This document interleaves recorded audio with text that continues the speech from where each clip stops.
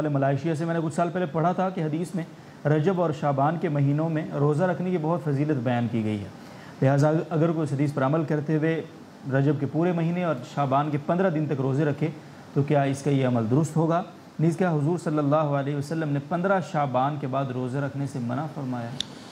جی، رجب اور شعبان میں روزہ رکھنے کا کیا حکم ہے؟ تو میں پہلے رجب کے بارے میں بتا دوں کہ رجب میں روزے رکھنے کی کوئی اضافی فضیلت کسی حدیث میں وارد نہیں ہے۔ البتہ یہ رجب یہ اشہر حرم میں سے ہے وہ 4 مہینے جن کو اللہ تعالیٰ نے خاص طور سے حرمت عطا کی ہے اور احترام زیادہ دیا ہے، ان 4 مہینوں میں سے ہے، اور یہ ایک فضیلت اس کو حاصل ہے بہرحال دوسرے ان مہینوں سے جن کو یہ حرمت خاص طور سے حاصل نہیں ہے۔ اس کے علاوہ کوئی اس کے کسی خاص دن میں کوئی روزہ رکھنے کی اضافی فضیلت ہو، یہ کسی حدیث میں نہیں ہے۔ دوسری بات شعبان کے بارے میں ہے، تو شعبان کے بارے میں روایات 2 طرح کی ہیں۔ ایک تو وہ روایات ہیں جس میں آپ صلی اللہ علیہ وسلم کے کثرت سے شعبان میں روزہ رکھنے کا ذکر ہے۔ حضرت عائشہ رضی اللہ تعالیٰ عنہ فرماتی ہیں ما رأیت رسول اللہ صلی اللہ علیہ وسلم استکمل صیام شہر الا شہر رمضان، میں نے آپ صلی اللہ علیہ وسلم کو پورے مہینے کے مسلسل روزے رکھتے ہوئے نہیں دیکھا سوائے رمضان کے، اور وما رأیتہ فی شہر اکثر منہ صیاما فی شعبان، اور شعبان کے مہینے سے زیادہ روزے رکھتے ہوئے کسی اور مہینے میں نے نہیں دیکھا۔ اسی طرح یہ بخاری اور مسلم کی روایت ہے۔ اسی طریقے سے حضرت اسامہ بن زید رضی اللہ تعالیٰ عنہ کی روایت ہے جو ابو داؤد، نسائی وغیرہ کتابوں میں ہے، اور اس میں یہ ہے کہ حضرت اسامہ بن زید رضی اللہ تعالیٰ عنہ یہ فرماتے ہیں کہ میں نے رسول اللہ صلی اللہ علیہ وسلم سے یہ پوچھا کہ یا رسول اللہ، میں نے آپ کو کسی مہینے میں اتنے روزے رکھتے ہوئے نہیں دیکھا جتنے کہ شعبان میں روزے رکھتے ہوئے دیکھا۔ تو آپ صلی اللہ علیہ وسلم نے فرمایا کہ ذاک شہر یغفل الناس عنہ بین رجب و رمضان، یہ ایسا مہینہ ہے کہ لوگ اس کی اہمیت سے اور اس کی فضیلت سے غافل ہیں، جو رجب اور رمضان کے درمیان واقع ہے، شعبان کا مہینہ۔ اور یہ فرمایا کہ یہ ایسا مہینہ ہے کہ یرفع الاعمال الی رب العالمین، کہ اس میں اللہ تعالیٰ کی طرف اعمال پیش کیے جاتے ہیں، اٹھائے جاتے ہیں۔ وَأُحِبُّ أَن يُرْفَعَ عَمَلِي وَأَنَا صَائِمٌ، لہٰذا میں یہ بات پسند کرتا ہوں کہ میرے اعمال آسمان کی طرف جائیں، رب العالمین کی طرف جائیں، تو اس حالت میں جائیں کہ میں روزے سے ہوں۔ تو ان روایات سے معلوم ہوتا ہے کہ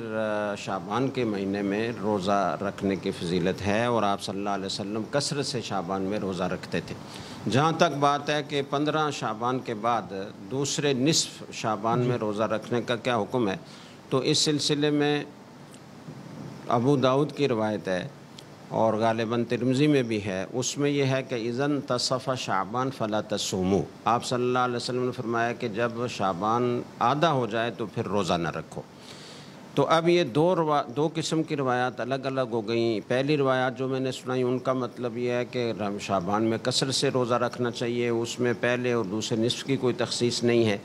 اور آپ صلی اللہ علیہ وسلم جتنے زیادہ روزے رکھتے تھے، بلکہ بعض روایات میں تو یہ آتا ہے کہ کانا یصوم شعبان کلہ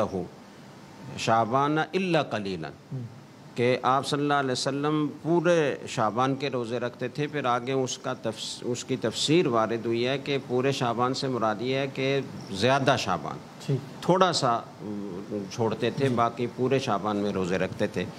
تو ان روایات سے تو معلوم ہوتا ہے کہ پورے شعبان میں کثرت سے روزے رکھنے چاہیے، دوسرے نصف میں بھی اسی طرح فضیلت ہے جیسے پہلے نصف میں ہے، اور ابو داؤد کی روایت میں ممانعت وارد ہے کہ جب شعبان آدھا ہو جائے تو پھر روزہ نہ رکھو۔ تو بعض حضرات نے کہا کہ وہ جو کثرت سے روزہ رکھنے کی روایات ہیں وہ بہت قوی ہیں، بخاری اور مسلم کی روایات ہیں، اور ابو داؤد کی جو روایت جس میں ممانعت ہے وہ ضعیف ہے، لہٰذا اس ضعیف روایت پر عمل نہیں کیا جائے گا، بلکہ جو قوی روایات ہیں اور بالکل صحیح ہیں ان پر عمل کیا جائے گا۔ بعض حضرات نے تطبیق دینے کی کوشش کی ہے کہ منع